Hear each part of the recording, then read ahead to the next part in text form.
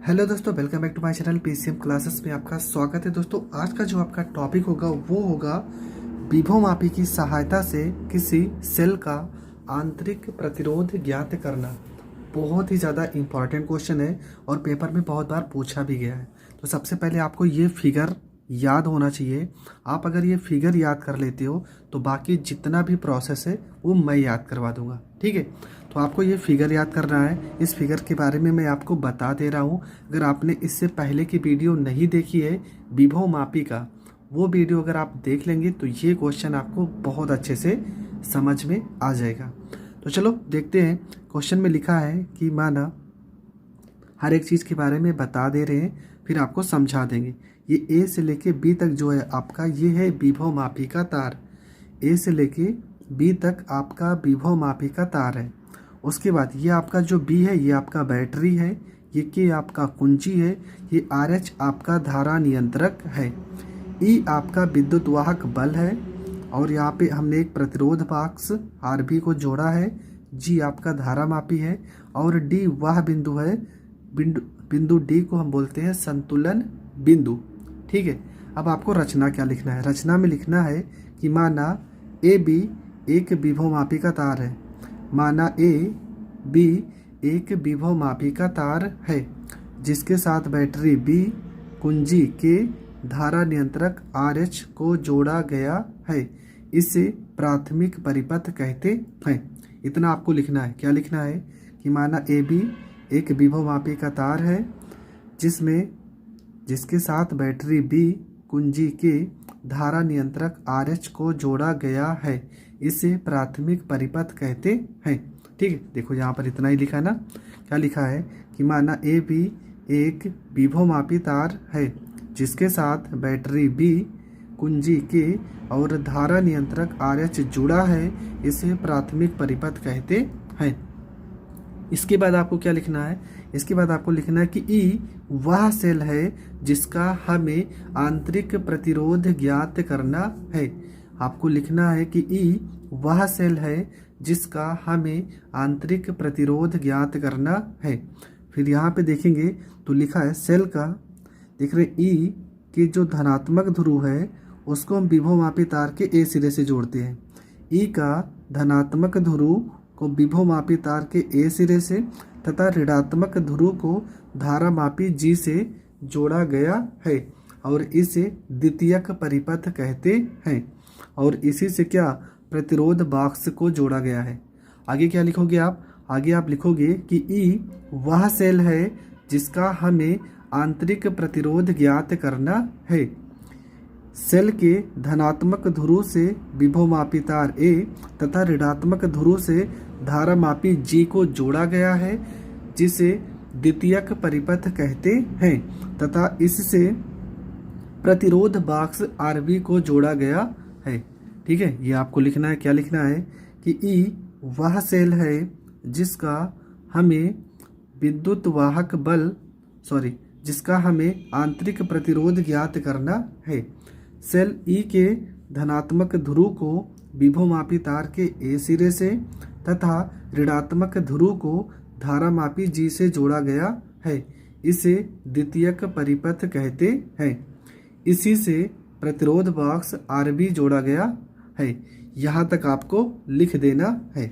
उसके बाद फिर से आते हैं फिगर पे, और अब आप लिखोगे सूत्र की स्थापना, ठीक है। अब आप सूत्र कैसे निकालोगे वो चीज़ लिखना है। तो सबसे पहले क्या लिखेंगे कि माना किसी सेल का, ठीक है, माना किसी विद्युत वाहक बल का, विद्युत वाहक बल क्या है आपका ई है, का आंतरिक प्रतिरोध स्मॉल आर मान लेते हैं। क्या मानेंगे कि माना किसी विद्युत वाहक बल का आंतरिक प्रतिरोध स्मॉल आर मानेंगे, स्मॉल आर है, तथा बाह्य प्रतिरोध कैपिटल आर मानेंगे तथा बाह्य प्रतिरोध कैपिटल आर है। तो इनके मध्य विभवांतर V लगाने से परिपथ में आई धारा बहने लगती है तो सेल का आंतरिक प्रतिरोध, ठीक है, ये आपको लिखना है। आपको लिखना है कि माना किसी सेल का विद्युत वाहक बल E और आंतरिक प्रतिरोध स्मॉल आर है तथा बाह्य प्रतिरोध कैपिटल आर के सिरों के मध्य विभवांतर V लगाने से परिपथ में आई धारा बहने लगती है। तो सेल का आंतरिक प्रतिरोध का ये आपका फार्मूला हो जाएगा। फार्मूला हो जाएगा आपका R बराबर में कैपिटल R, ब्रैकेट में आपको लिखना E बटे में V माइनस में 1, और ये हो जाएगा आपका ब्रैकेट बंद। यहाँ से हो जाएगा आपका समीकरण फर्स्ट। ठीक है, सेल का आंतरिक प्रतिरोध का ये आपका फार्मूला हो जाएगा कि R बराबर में कैपिटल R और E, जहाँ पर E आपका क्या है, E आपका है विद्युत वाहक बल और V आपका है विभवांतर, R आपका है बाह्य प्रतिरोध और स्मॉल r को बोलेंगे आंतरिक प्रतिरोध। समीकरण फर्स्ट हो गया। हमें क्या निकालना था, हमें निकालना है आपका, क्वेश्चन में हमने क्या निकाला था कि हमें निकालना है आंतरिक प्रतिरोध किसका, E का। तो यहाँ तक हो गया समीकरण फर्स्ट। अब समीकरण सेकंड को लाते।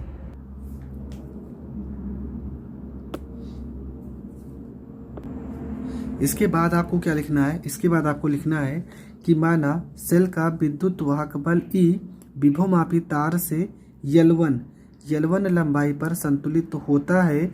तो विभवमापी के सिद्धांत से, इस सूत्र को हमने इसके पहले वाले डेरिवेशन में सिद्ध किया है। विभवमापी के सिद्धांत का फार्मूला क्या हो जाएगा, E बराबर में K इंटू L1, जहाँ पे L1 आपका क्या है, L1 है आपका विभवमापी तार की लंबाई। अब सेम यही चीज़ फिर से लिखेंगे, यदि विभवांतर V हो तो विभवमापी तार से L2 लंबाई पर संतुलित होता है। तो विभवमापी के सिद्धांत से यहाँ पर हमने E लिखा है, ये आपका क्या था, विद्युत वाहक बल, और इसके बाद यहाँ पे क्या लिखेंगे, विभवांतर V। तो V बराबर हो जाएगा यहाँ पे K और L1 की लंबाई की जगह पे क्या हो जाएगा, L2। ये हो जाएगा आपका समीकरण थर्ड हो जाएगा। इसके बाद लिखेंगे कि समीकरण फर्स्ट में E तथा V का मान रखने पर, तो समीकरण फर्स्ट से E तथा V का मान रखते हैं। तो यहाँ पे R बराबर हो जाएगा आपका कैपिटल R E बटे में V माइनस 1। ये आपका क्या था, ये आपका था समीकरण फर्स्ट।